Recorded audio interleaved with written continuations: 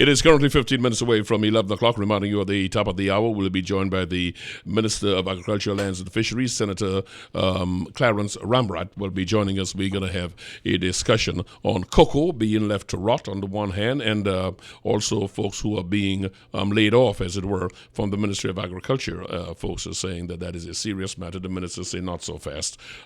We are not really dismissing people. We'll get clarity on that when we get to the top of the hour. Rishi Maharaj is with me, and we are talking, CEO of Disclosure Today, we're talking about a bill that was passed in the House unanimously, the Public Procurement and Disposal of Public Property Amendment Bill 2015. It was passed, it was stormy in the House, but it also included the very touchy area of bid rigging. I was encouraged by that, as I mentioned before the break, and you said not so fast, Bishop. Well, yeah, I mean, it's good to see government taking a proactive stance. I mean, on the campaign, they talked about the whole idea of public procurement, and you need to reform the regime. And when they came into government, I think they sent the bill to a joint select committee where they worked on specific amendments that dealt with the whole idea of public procurement. And then in the House, we saw the vigorous debate that took place. And at the end of the day, it's commendable as Disclosure Today for us to see the government taking this proactive step in actually passing the legislation and now making bid rigging a criminal offense under the Act. But of course, my problem has always been that it's always good to pass legislation, and we have a number of legislation that's on the book. But then the problem now comes in implementation, and after you implement, do you have proper things in place to be able to monitor and to enforce the legislation? I think those are things now we have to look at, because now you're talking about setting up a public procurement authority, a body, a regulator, and stuff like that. And now that takes some time.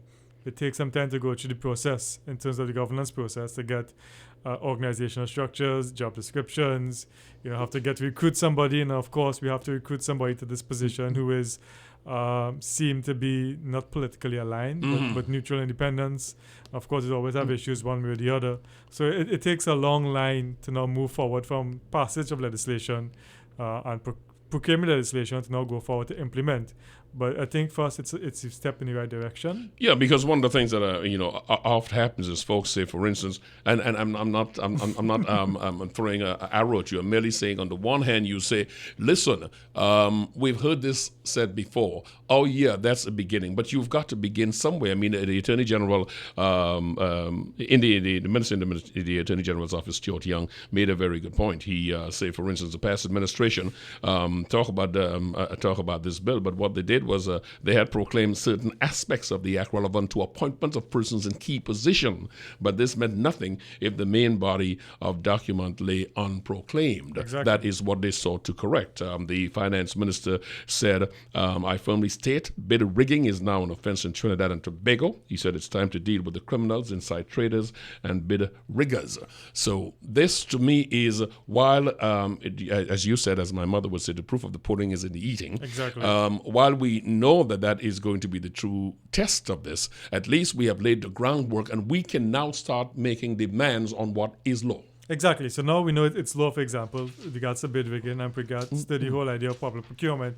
So now again, and I guess it relates the same way to the whole idea of the banking industry, proper advocacy by citizen groups to be able to force government now to implement quickly, without haste, to be able to implement this legislation in place. So we have proper things on the books that are implemented to really deal with the scourge of corruption and public procurement. And I should put a plug in also that last week, Wednesday and Thursday, again, the government hosted a 2-day session at the Hyatt to deal with the whole idea of campaign finance reform, in which they brought down several international speakers to a session at the Hyatt. I attended on behalf of Disclosure Today. There were several other NGOs there and members of the media to discuss the whole idea of campaign finance reform and to move forward, to really put forward on the books very soon a policy position that they want to go forward and consult the national public on moving forward with campaign finance reform. So we're seeing the government moving in the right direction and not only talking the talk, but also trying to pass legislation, dealing with public procurement, dealing with corruption, dealing with campaign finance reform. But now we have to move forward from passage to proper implementation. your group disclosure now, I'm glad for that. That's another initiative because, again, as I said, an informed citizenry is the best weapon in getting things done and the best watchdog in any country. Tell our listeners how they can get involved in what Disclosure Today is doing, how can they see the policies, the projects that you're pursuing, and the question of if they can do this without the fear of being persecuted. Can they do this anonymously? Right, so you can join us at www.disclosure.today to sign up. It's free. What Disclosure Today does, we're an advocacy group that deals with several issues, one of which is to assist members of the public in making freedom of information requests through our platform or through a normal hard copy to public authorities. You can do it either on your own, or if you feel that there's some way you don't want to do it on your own, then we provide you with the anonymity needed to be able to do it on your behalf, provide you with free pro bono legal advice and free pro bono legal representation if there's a public interest and we need to go to court. So, I mean, membership is free, and we also have other initiatives on the plate right now. For example, we have a page called polywatch.info in which we've just implemented something called Manifesto Watch. That we've actually gone into the government manifesto, which is now the official government policy. And in that, we've laid out all the different promises that the government made in their manifesto. And we're now going to start a process to implement and monitor these manifesto promises, whether they've been kept, whether they've been broken. And of course, to do this, we invite citizens to contact us. You can contact me at rishi@disclosure.today. Rishi, R-I-S-H-I. At disclosure.today or info@disclosure.today if you feel there's a need for you to want to work with us in order to really monitor government implementation, different things that they've promised that is now official government policy. And then very soon we're going to be rolling out a training series on freedom of information to educate members of the public on the freedom of information legislation, and also to educate public authorities on the freedom of information legislation and their rights and responsibilities under the Act. And that's something we're going to be rolling out very, very soon. That I am happy to hear, but even though they will learn more at this seminar you're going to have, a lot of folks are ignorant as to what is the freedom of information. I just briefly run through that so our listeners are very clear of some rights that they have that they don't know that they can enjoy if they join you in requesting stuff for Right. it. I mean, the freedom of information legislation, it's passed in 1999. It's almost 12, 13 years old now. And basically what it says is that citizens have the right to ask of government any questions they want with regards to how government is working on their behalf. Money spent, public procurement, contracts awarded, recruitment of people within the ministry, or within different public bodies and public agencies. Of course, there are exemptions under the Act, which people will say, well, if they have exemptions, I mean, I can't get anything because government will always claim that everything is exempt. But under our legislation, which I've always advocated, there's a particular section 35, that deals with the public interest. And basically, public interest basically says if there's anything that is in the public interest to know, then exemptions don't hold. And in all the court cases that have gone before the courts have ruled, then they've taken a very liberal view of the Freedom of Information Act and basically forced government and public authorities to give out information. So a lot of people don't know that they have the right to ask for information under the FY Act, and public authorities actually don't even have to wait on the freedom of information request to make information available. They could do it on their own behalf, and many people are normally afraid to ask for information, but you have the right under the Act. We covered this in one of the discussions we had.